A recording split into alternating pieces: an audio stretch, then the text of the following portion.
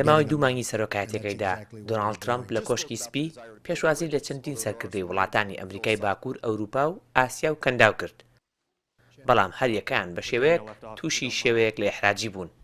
هەمان شتیش بۆ حەیدەر عەبادی چاوەڕوانکراو بوو، بەڵام ئەم جارە سەرۆکوەزیرانی عێراق میوانە شاهانەکەی کۆشکی سپی بوو.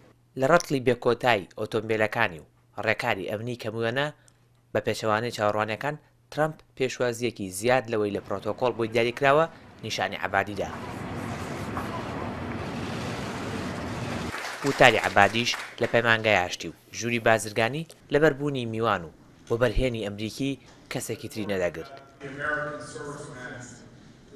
لە ڕۆژی یەکەمی کۆنفرانسی لووتکەی وەزیرانی دەرەوەی هاوپەیمانی دژ بە داعش میوانی تایبەت هەر عەبادی بوو.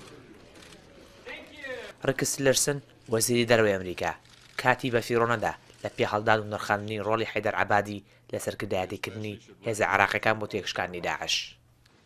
حەیدەر عەبادی سەرۆکوەزیرانی عێراق کە ئەمڕۆ لە کۆنفرانسەکە لەگەڵماندایە سووربوون و بوێری خۆی لە شەڕی داعش نیشانداوە، چەندین جاربەرەکانی شەڕی داعشی بەسەر کردوێتەوە بۆ ئەوی وورەی هێزەکانی عێراق بەرزبکاتەوە دڵنیا بێتەوە لەوەی هاوڵاتیان لە دوای شەڕی داعش هاوکاریان نەکرێت.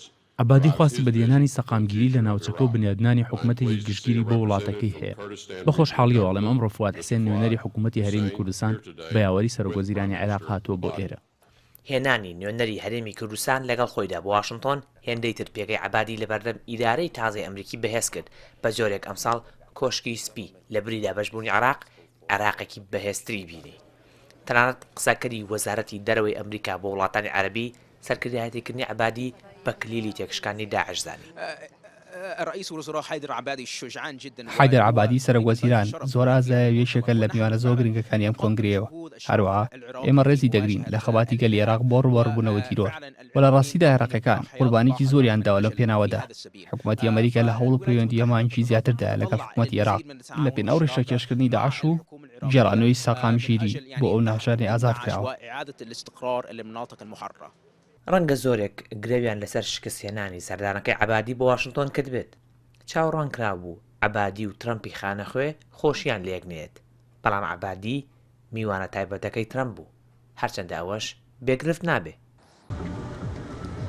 ئەو بایەخدانی ئەمجاری ئیداری ئەمریکا بە سەردانەکەی عەبادی و خودی پێشوازیکردنی دۆناڵد ترەمپ بە شێوازێکی جیاوازتر لە عەبادی ئەوە نیشانەدا کە ئیدارەی تازەی ئەمریکا دەیەوێت عێراق نەک تەنها کێشەیەک بێبۆی و چارەسەری کێشەکانی عێراقی بۆ بکە، بەڵکو ئەوێ هاوبەشێکی گرنگ بێ لە داهاتووە و بۆ پلانەکانی ئەمریکا لە ڕۆژهەڵاتی ناوەڕاست.